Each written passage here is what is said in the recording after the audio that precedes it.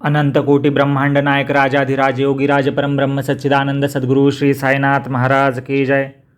श्री साई सच्चरित्र मराठी अर्थ अध्याय 45वा श्री गुरुचरण महिमा म्हणजेच श्री गुरूंच्या चरणांचा महिमा।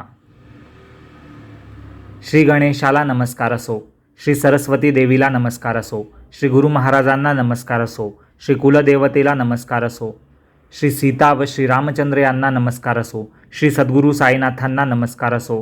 सहज जाते मांडून दळून ज्याने आपले चरित्र लिहिण्याला प्रवृत्त केले आणि भक्तांना चांगल्या मार्गाला लावले, त्याचे कौशल्य केवढे अलौकिक असेल बरे। मोक्ष हा चारही पुरुषार्थांमध्ये सर्वात श्रेष्ठ मानवी प्रयत्न आहे, परंतु गुरुचे चरण त्यापेक्षाही समर्थ असतात आणि अशा गुरुच्या चरणांचे तीर्थ घेतले असता मोक्ष नकळत घरात चालत येतो। गुरु कृपा करेल तरच हा संसार सुखाचा होईल, न घडणारे घडून येईल आणि क्षणार्धात पलीकडच्या तीरावर पोहोचवेल। साईंच्या कथा संक्षेपाने सांगितल्या तरी पोथी इतकी लांब झाली। साईंची कीर्ती अमर्याद आहे, मी किती म्हणून वर्णन करू। जिच्या दर्शनाने मन नित्यतृप्त होत असते, जिच्या सहवासाने आनंद भोगायला मिळत असे, जिच्यामुळे संसारातील उद्योग आणि चिंता यांची भीती दूर पळून जात असे, ती साई मूर्ती हरपली। जिच्यामुळे भक्तांची परमार्थ मार्गाकडे प्रवृत्ती वळत असे, जिच्यामुळे माया आणि मोहापासून सुटका होत असे, जिच्यामुळे अत्यंत कल्याण प्राप्त होत असे, ती साई मूर्ती हरपली।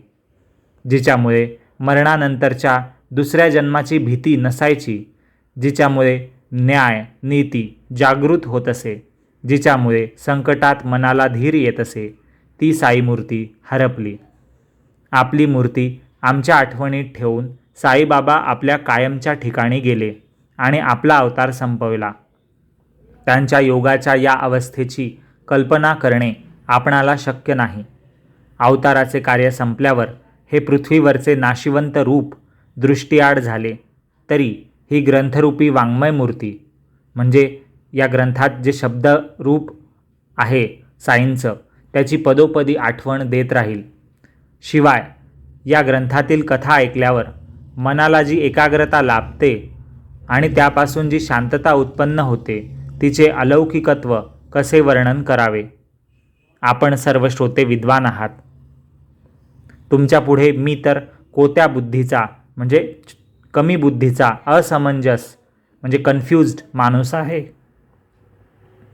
तरी पण हे साईंना अर्पण केलेले शब्दांचे धर्मकार्य आहे, म्हणून त्याचा श्रोत्यांनी कृतज्ञ बुद्धीने आदर करावा।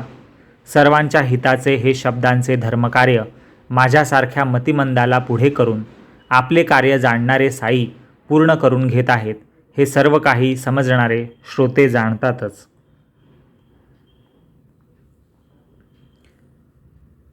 मन एकाग्र करून साईंच्या चरणांना वंदन करून जो या महामंगल आणि परमपावन कथा ऐकेल आणि जो भक्तियुक्त होऊन आपले हित साधण्याला उत्सुक असेल आणि एकाग्रचित्त होऊन हे कथामृत सेवन करेल, त्याचे इच्छित ध्येय म्हणजे त्याला हवंय ते साई साध्य करून देईल।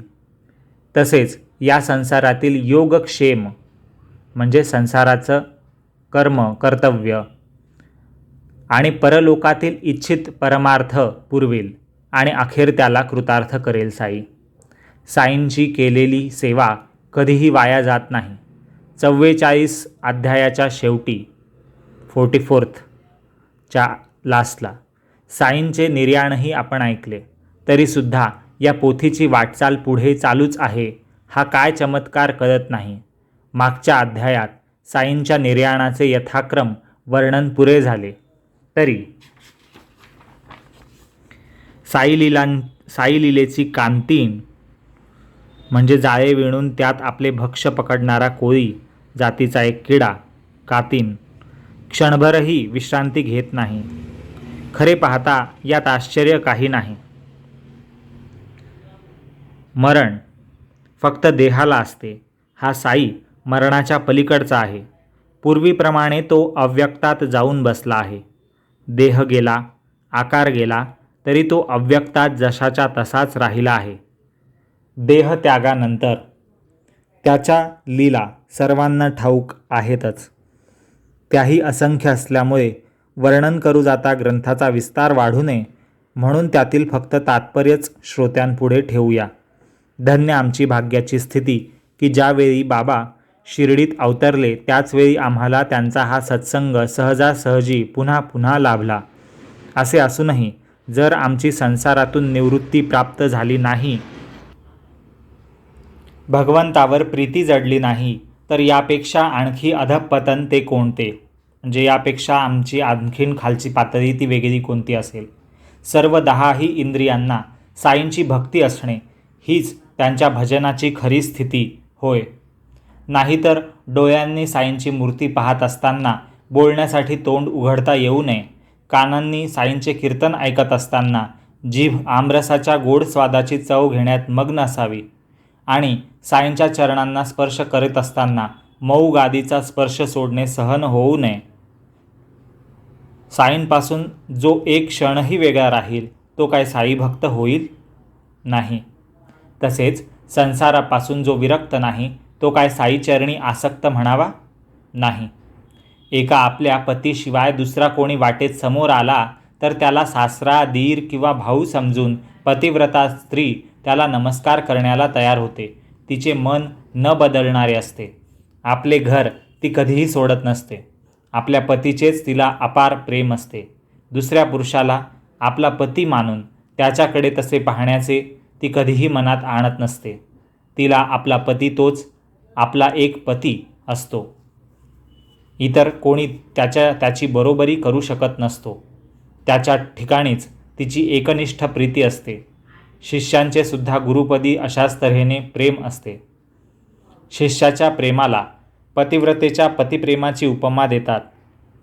परंतु शिष्याच्या गुरुप्रेमाला सीमाच नसते, मर्यादाच नसते. त्या प्रेमाचा महिमा उत्तम शिष्यालाच ठाऊक असतो. असो, ज्यांची संसारातच मदत होत नसते ते परमार्थासाठी कोठून सहाय्य करतील, मदत करतील?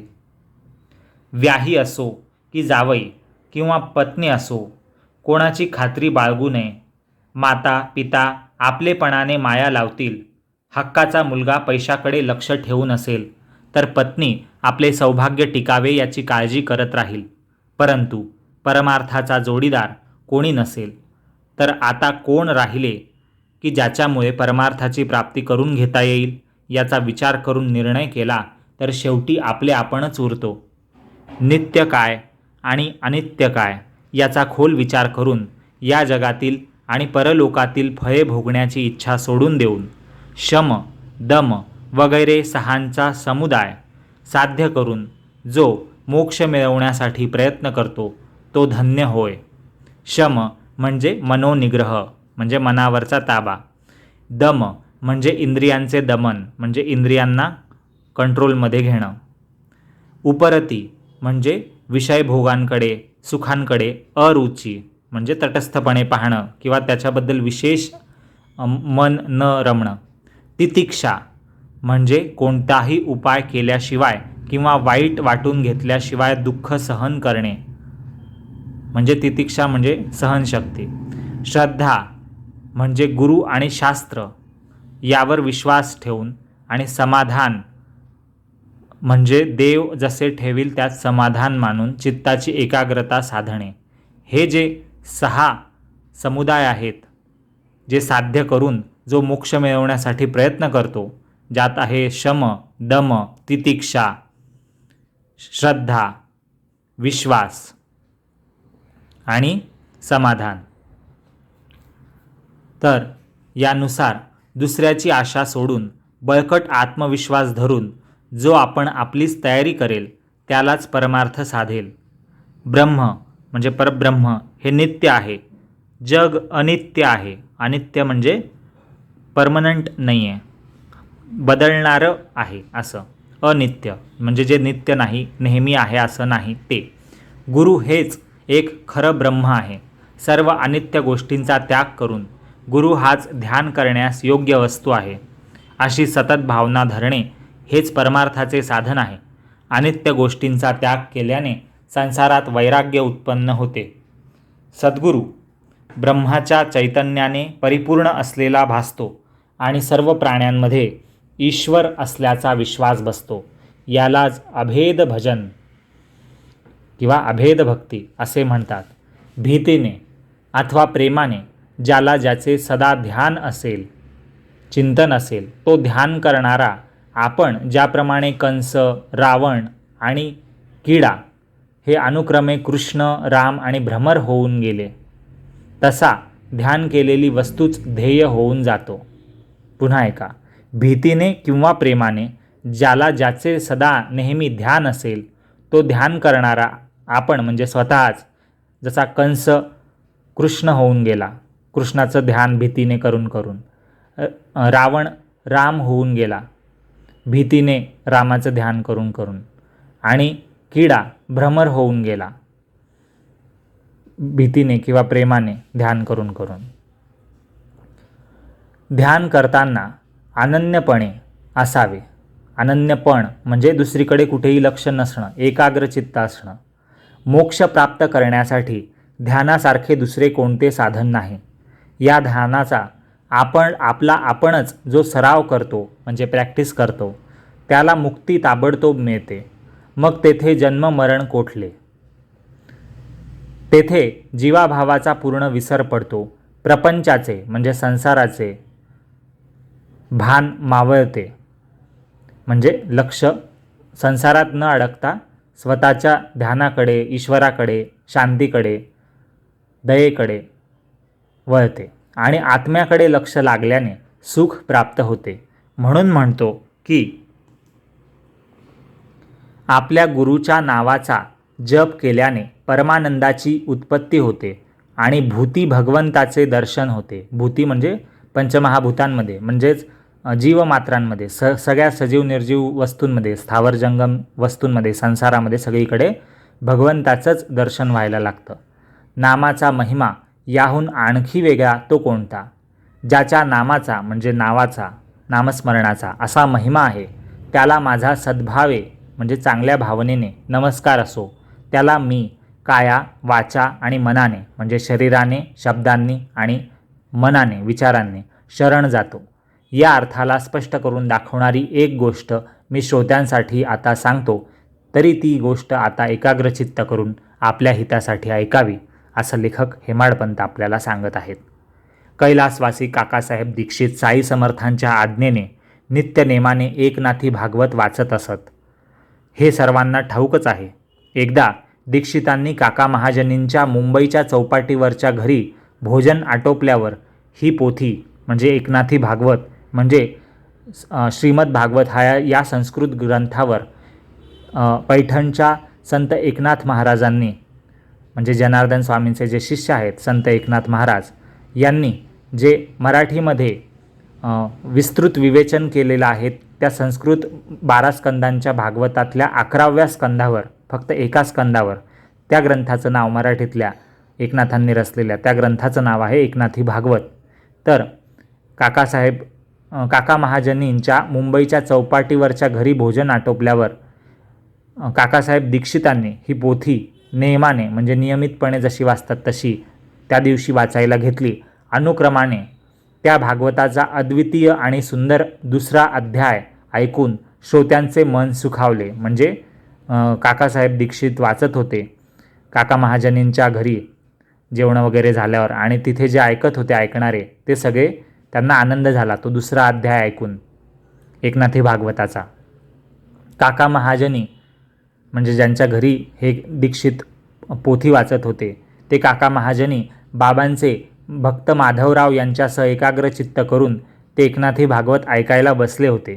दैववशाने म्हणजे कर्मधर्म संयोगाने किंवा योगायोगाने कथा देखील फार गोड की ज्यामुळे श्रोत्यांची हौस फिटावी आणि भगवत भक्तीची आवड जडावी अशीच चांगली कथा निघाली.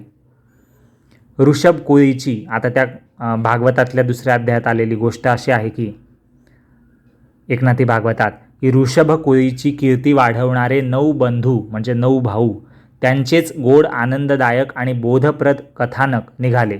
ते 9ही भाऊ भगवत स्वरूप होते. त्यांच्या पोटी अमर्याद क्षमा आणि शांती होती. भागवत धर्माचा महिमा ऐकून जनक राजा स्तब्ध आणि चकित झाला, आश्चर्यचकित झाला. आत्यंतिक क्षेम ते काय? हरीची म्हणजे ईश्वराची परमभक्ती ती कोणती? हरीची म्हणजे परमेश्वराची माया पार करण्यास सोपी कशी होईल? आणि तर गुरुचे चरण हेच अतिकल्याणकारक आहेत.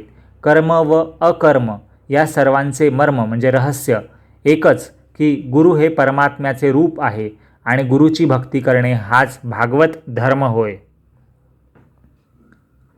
द्रुमिलनाथाने हरीचे चरित्र सांगून प्रत्येक अवताराची वैशिष्ट्ये वर्णन केली.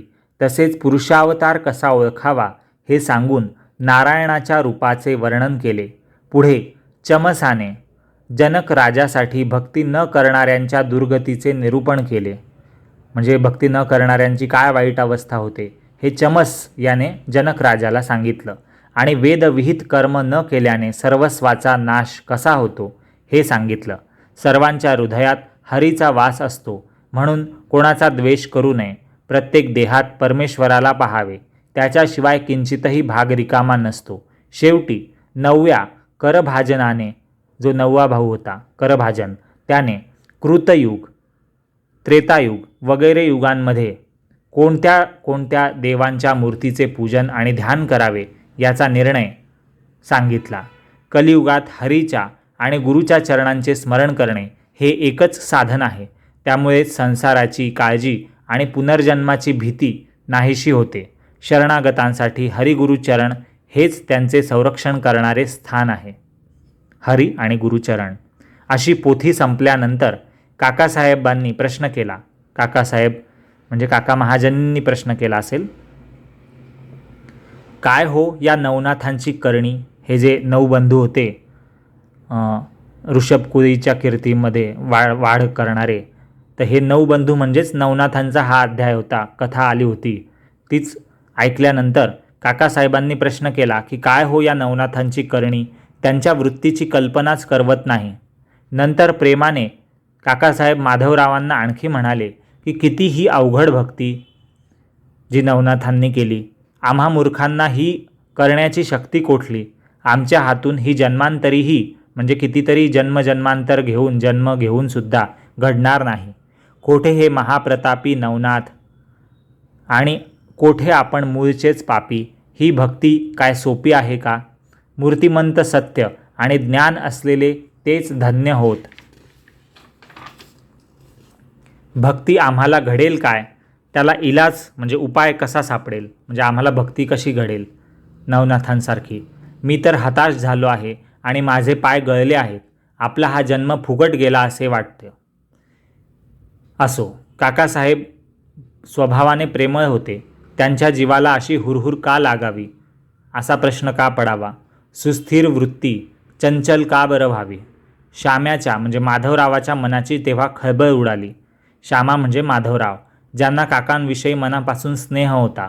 त्यांना काकांचा हा स्वभाव आणि त्यांच्यावर झालेला लाचारीचा प्रभाव आवडला नाही. आणि माधवराव म्हणजेच श्यामा काकासाहेबांना म्हणाले की बाबांसारखे म्हणजे साईबाबांसारखे लेणे घालून मिरवण्याचे भाग्य ज्याला लाभले त्याने केविलवाणे मुख का बरे करावे? म्हणजे साईंची भक्ती करण्याचं भाग्य आपल्याला आहे, तुम्हाला आहे, तर काकासाहेब तुम्ही अशी चिंता आणि दुःख का करतात की तुम्ही नवनाथांसारखी भक्ती नाही करू शकत म्हणून? व्यर्थ व्यर्थ त्याचे जगणे.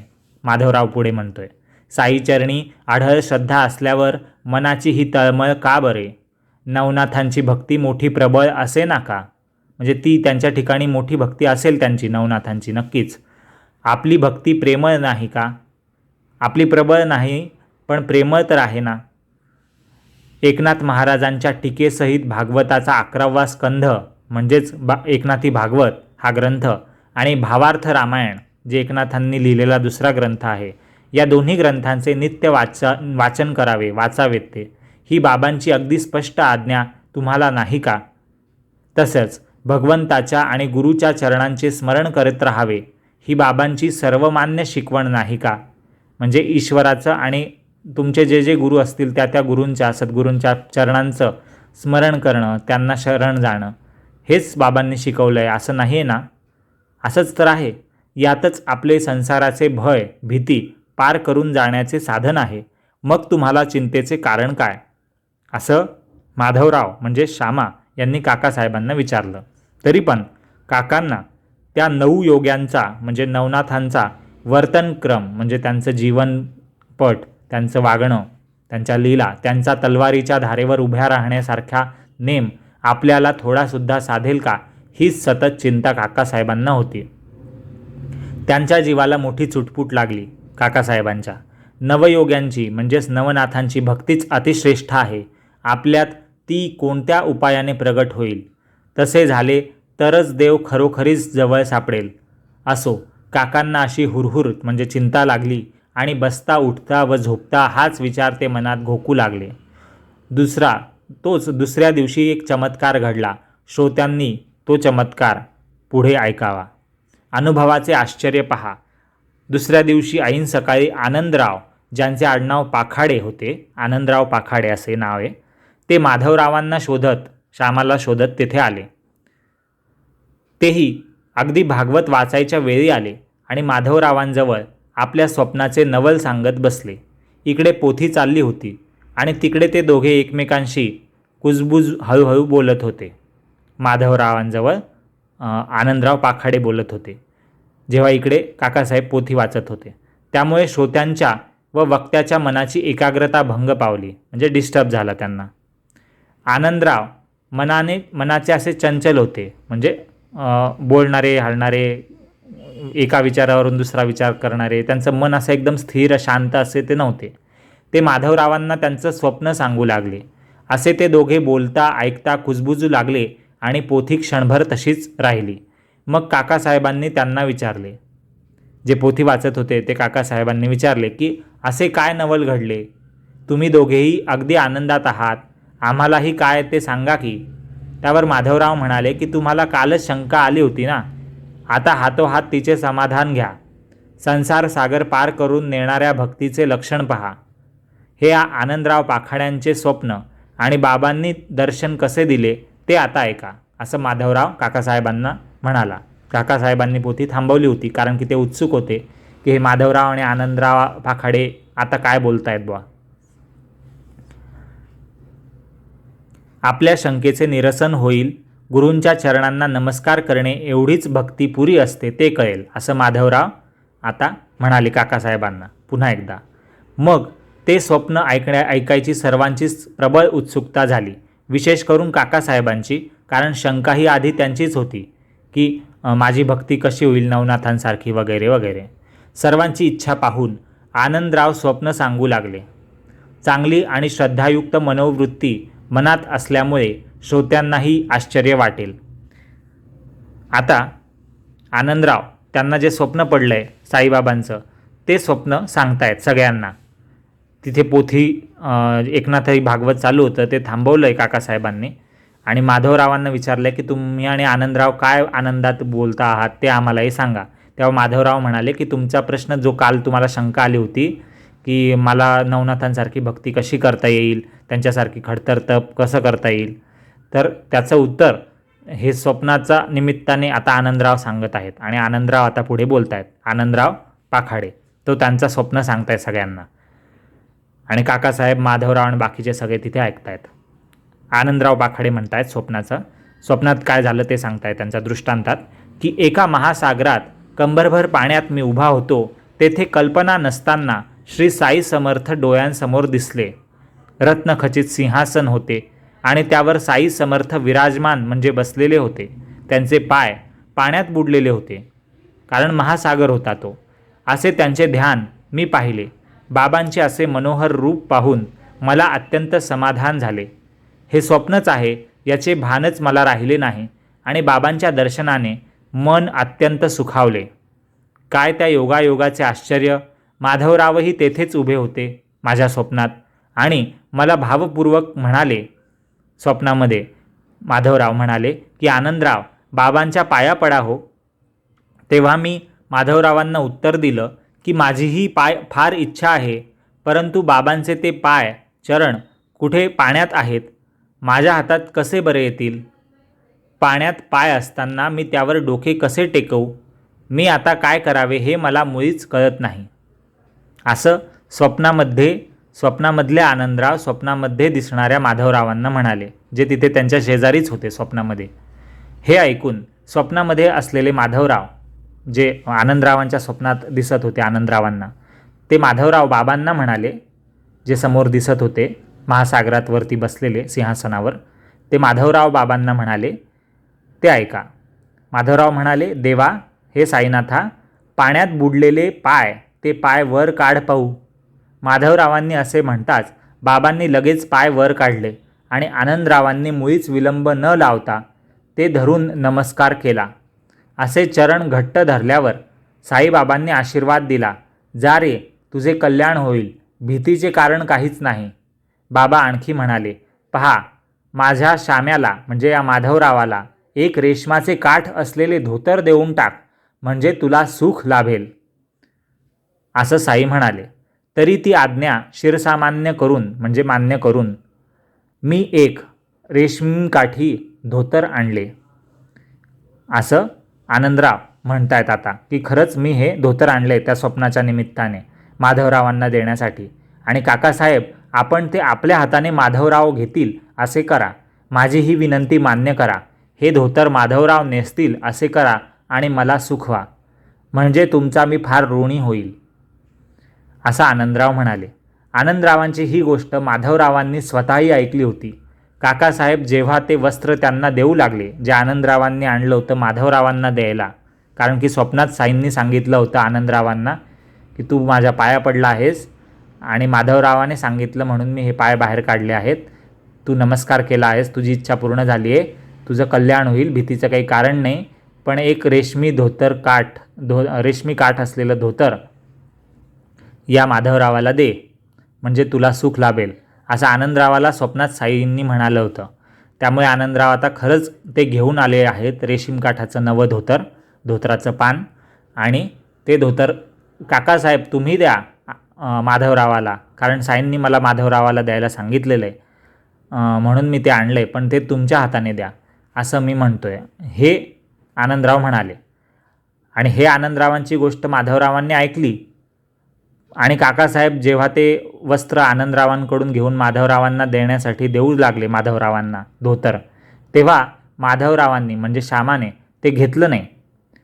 माधवरावांचे म्हणणे असे होते की हे तर आनंदरावांना पडलेले स्वप्न आहे, जे त्यांनी सांगितलं की त्यांना साई दिसले आणि त्यांनी धोतर मला म्हणजे माधवरावाला द्यायला सांगितलं, आनंदरावांना सांगितलं.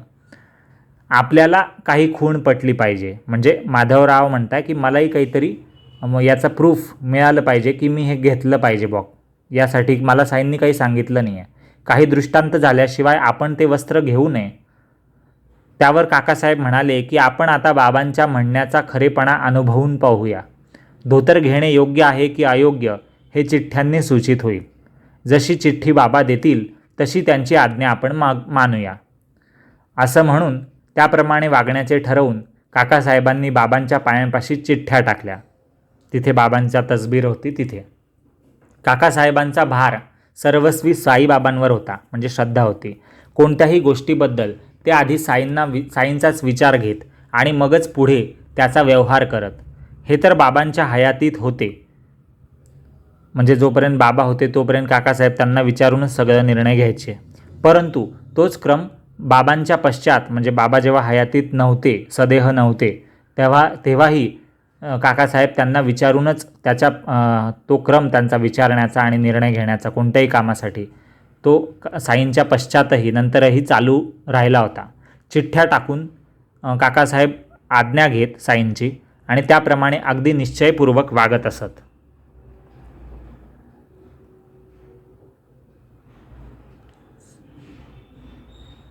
कार्य मोठे असो किंवा लहान असो, चिठ्ठीने आज्ञा घेतल्याशिवाय प्राण गेला तरी काही करत नसत काका.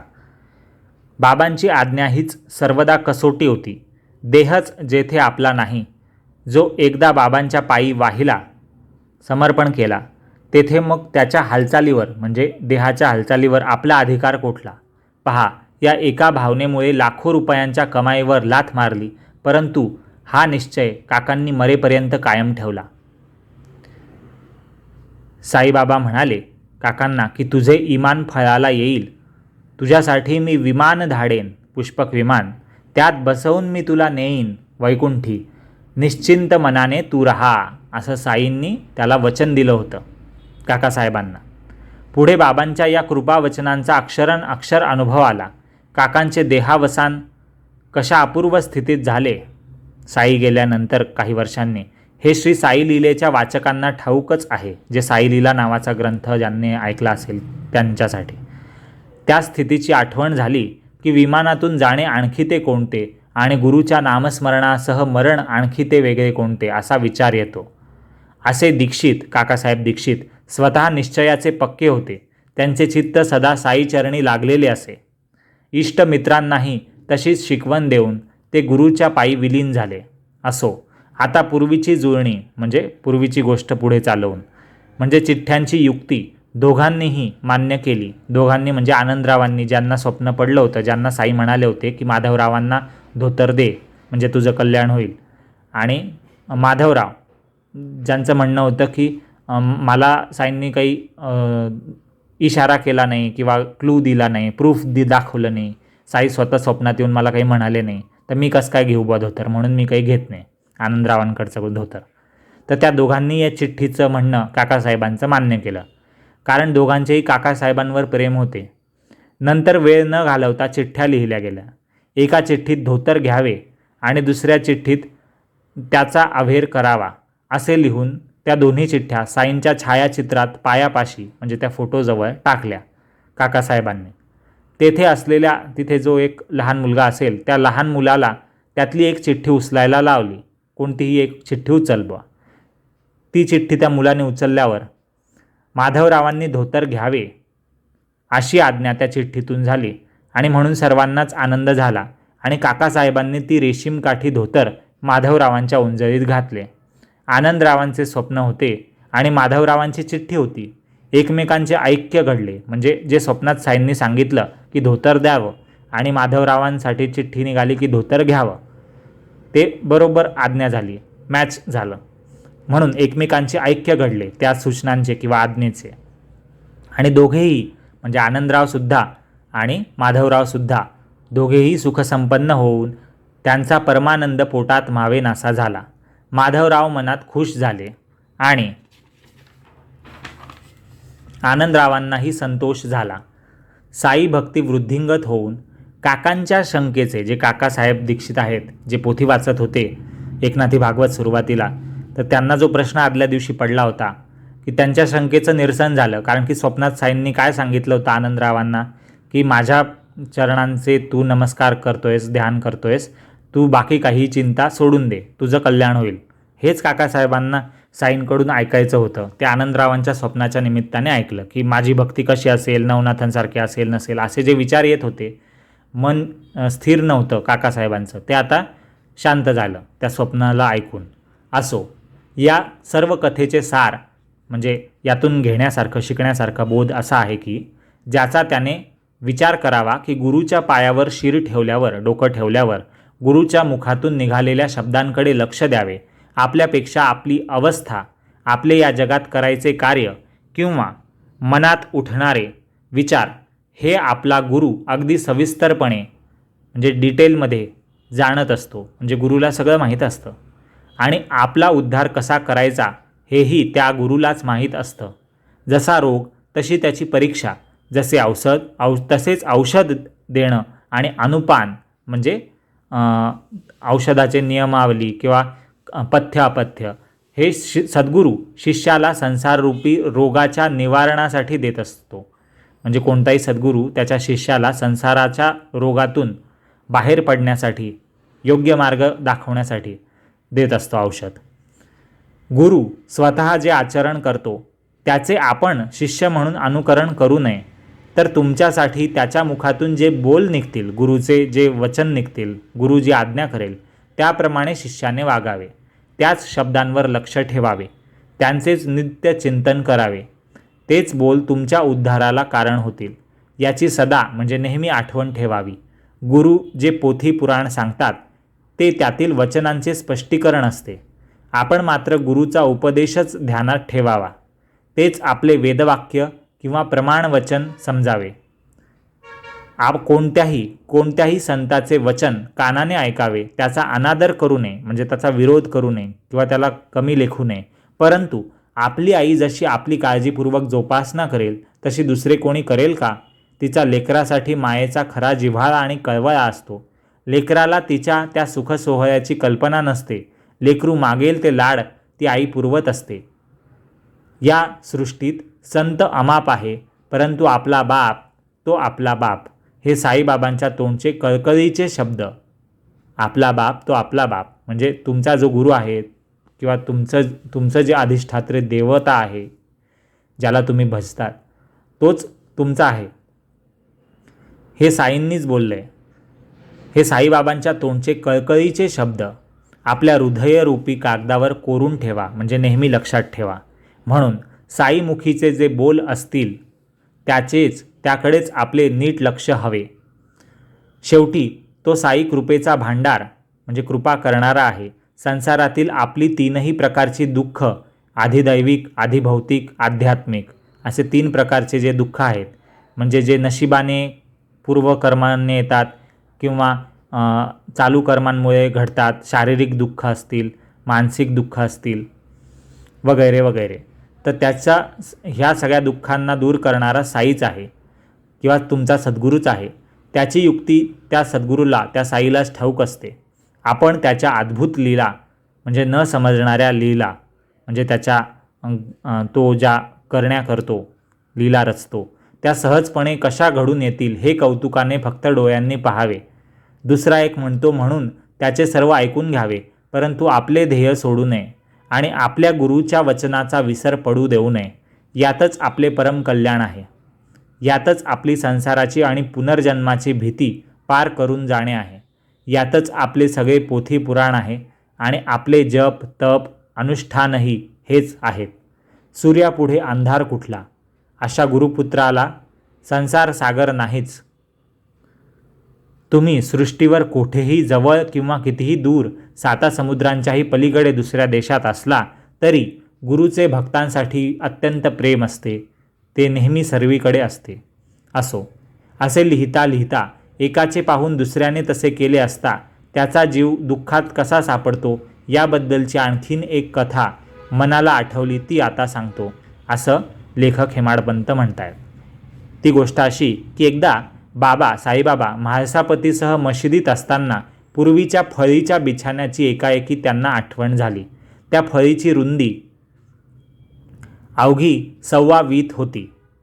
1 वीत म्हणजे आपला अंगठ्यापासून करंगळीला आपण जर तळहात असा ताणला बोटांमध्ये अंतर ठेवून तर त्याची जेवढी लेंग्थ होईल, लांबी होईल, तर असं 1 हात आणि म्हणजे पंजाच फक्त आणि पुढे थोडासा 2-3 बोटं उभे असं 1.25 हात एवढीच त्याची लांबी होती. त्या फळीची रुंदी होती, विड्थ होती.